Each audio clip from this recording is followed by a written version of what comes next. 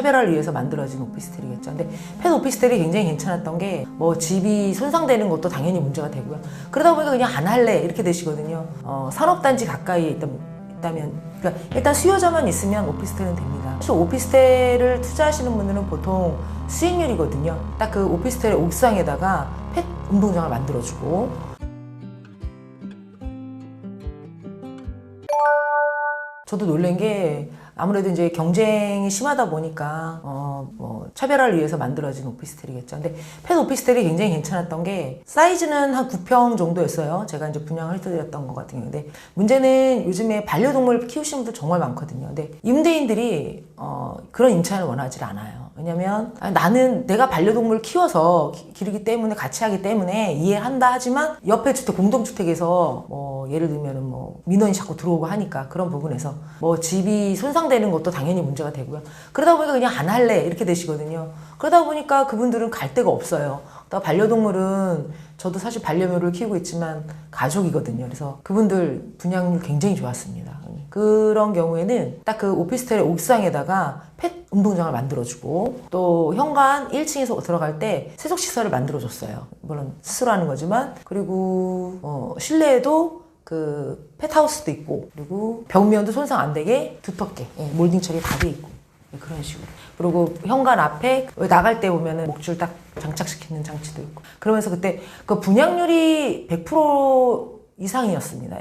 프리미엄 붙었었던 그런 테마가 있는 오피스텔 괜찮죠. 명확하게는 말씀드리기가 그렇고요. 되게 까다롭긴 하더라고요. 저희가 그냥 이렇게 보도에 나오는 걸 보면 2027년도까지 최초 매입이면 분양을 말하는 거고요. 아니면 미분양된 것들을 최초로 매입했을 때만 가능한 걸로 알고 있는데, 그때는 주택 보유세에 들어가지 않아요. 근데 그것도 주거용으로 사용했을 때와 여러 가지 문제점이 있을 수 있기 때문에, 그럴 때는 상세히 그쪽 지자체에다 한번 여쭤본다던가 알아보고 결정하시는 게 좋을 것 같습니다.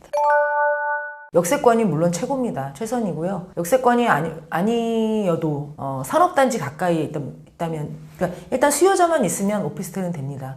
일단 오피스텔을 우리가 분양하는 것도 중요하고 매매해서 자본이 들고 오는 것도 중요하지만, 사실 오피스텔을 투자하시는 분들은 보통 수익률이거든요.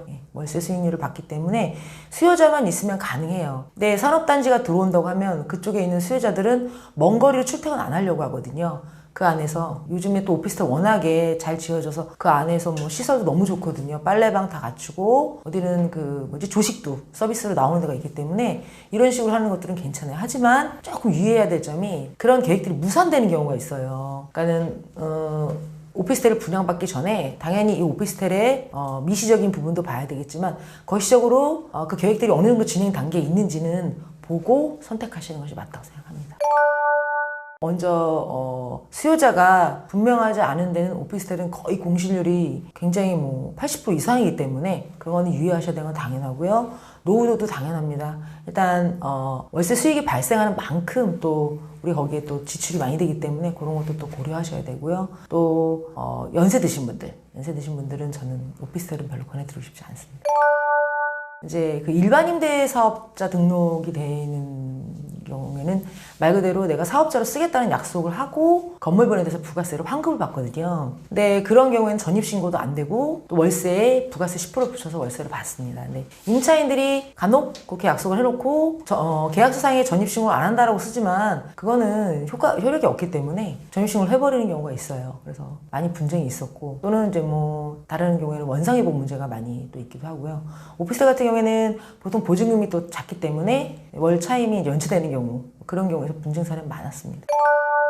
지금 이제 제가 있는 그 신도시 근처에 35년 정도 된 또 도시가 하나 있는데, 거기에는 오피스텔은 정말로 좀 가격도 안 오르지만 공실률도 좀 높아요. 그래서 단기 임대로도 많이 돌리기도 하는데, 실제로 가보면은 제가 봐도 임차인이 선호하지 않겠다라는 느낌이 드는 게, 물론 건물이 노후된 것도 있지만 임대인들이 너무 그 물건 관리를 안 해주는 것도 있어요. 제가 항상 말씀드리지만, 제가 투자 물건을 선택을 하면 그 투자 물건이 최선이 되도록 해야 됩니다. 관리에 충실해야 되고요. 그렇다고 올 인테리어를 하고 올 수리를 하라는 건 아니지만, 그래도 도배나 그리고 어떤 잔 고장들이 난 것들은 빨리빨리 고치지 않으면 그게 일파만파 커지거든요. 그런 부분에서는 저희가 봐도 노후된 오피스텔은 아무래도 임차인이 선호하지 않는다. 부동산 생애 주기는 제가 이제 저희 투자하시는 고객분들한테 설명을 하다가 어떻게 그걸 접목을 시키게 됐는데요. 보통 일반 투자자들이 뭐 이 도시가 뭐 어떤 느낌인지 그냥 좋다고만 설명한다라고 생각이 드시니까. 근데 그 생애 주기를 보시면은 우리 사람과 똑같다고 생각합니다. 사람들의 생애 주기에서 저희가 유아기 때 이 아이가 나중에 생산성까지는 아니지만 그런 훌륭한 청소년이나 청년, 중년을 갖길 원하고 부모님들 교육을 시키고 리드하잖아요. 그거와 똑같았습니다. 내가 신도시에 어딜 투자하려고 들어갔을 때 이 신도시 방향성이 아까 제가 부자들이 와서 저한테 질문했던 내용들과 비슷한 내용들이죠. 뭐 교통 인프라는 어떻게 계획이 되어 있느냐, 그리고 여기는 업무단지 형성은 어떻게 되느냐, 얘가 어떻게 나중에 청년으로 자랄 거예요? 라고 물어보신 건 똑같은 방향이라고 보시면 돼요. 근데 이제 조금 이제 우려가 되는 게 뭐냐면 이미 다 조성이 돼 있는 경우에는 가격이 많이 반영돼 있다는 뜻이잖아요. 그래서 중년 후기, 쉽게 말하면 쇠퇴기쯤 투자로 오시는 분들이 많습니다. 이미 좋아 보이거든요. 나이가 먹었고 다 돼 있는 것 같으니까 그럴 때는 조금 유의하시는 것도 좋습니다. 왜냐면 그럴 때는 그런 데 가셔서 월세를 받을 만한 일들은 있어요. 특히 상가 같은 경우에는 상권이 형성이 되어 있기 때문에. 하지만 기타 나머지 건들, 특히 뭐 아파트 같은 거 신규로 분양받아서 뭐 자본이득을 좀 얻으려고 했던 젊은 분들 같은 경우에는 그쪽으로는 움직이지 않으시는 게 저는 맞다고 생각합니다. 부동산은 물론 최저점에 사서 최고에 파는 게 모든 투자의 최선이겠죠. 근데 부동산의 투자는 경기가 좋을 때 샀든 경기가 나쁠 때 샀든 무조건 팔 땐 저는 부동산 경기가 좋을 때 팔아야 된다고 생각합니다. 그래야 사실은 투자하시면서 자본이득을 얻고 못 얻는 것도 굉장히 중요하지만 같은 자본이득을 얻으면서도 스트레스를 정말 많이 받으시는 투자자들이 있어요. 그런 분들은 팔 시기를 놓치면 엄청난 스트레스 받으시거든요. 그래서 제가 봤을 때는 제가 처음에 내가 이걸 투자했던 목적을 정확히 알고 내가 그 정도의 어느 정도의 목표를 달성하면 경기가 좋을 때는 골치 아프지 않게 그렇게 머리 아프지 않고 좋은 가격으로 현금화할 수 있기 때문에 저는 경기 좋을 때를 권해드립니다.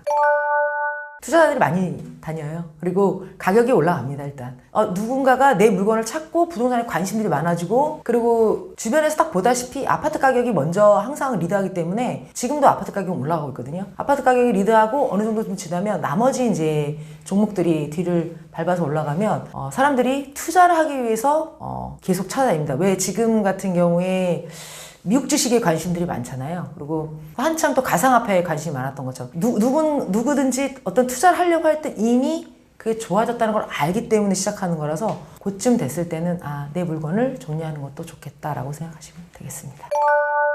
다들 부동산은 끝났다라고 느껴질 때 사실은 한 노무현 정부라고 딱 말씀을 드리면 될까? 그때 그럼 지금과 같은 비슷한 말들이 나왔었습니다. 근데 저는 이제 아이들이 너무 어렸었고 제가 부동산에 전문 지식이 너무 없었기 때문에 그런 말들이 나오면 저도 그 말을 다 믿었으니까요.